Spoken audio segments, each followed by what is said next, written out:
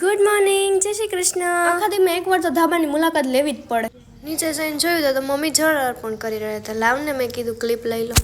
તાતા આ ભાઈના સીન જોઈને મને ગીત યાદ આવી ગયું.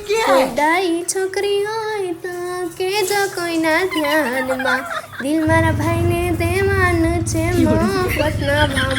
તાતો ભાઈનું દિલ ગાર્ડન થઈ ગયું છે તો એના સીન સપાટા.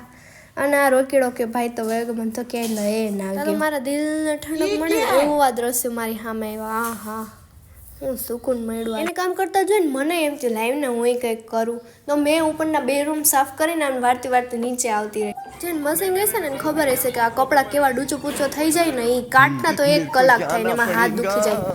હું કપડાં ઉગાતી ને રોકી કે આનો તો ખૂટીએ જ નહીં, હાલને હું મારું કામ કરું એમ કરીને ઊભા થઈને એ તો ભાગ્યો. પછી મેં કરી નાખી ચોરી સાફ, કેમ કે બપોરે કરવાનું હતું ચોરીનું શાક.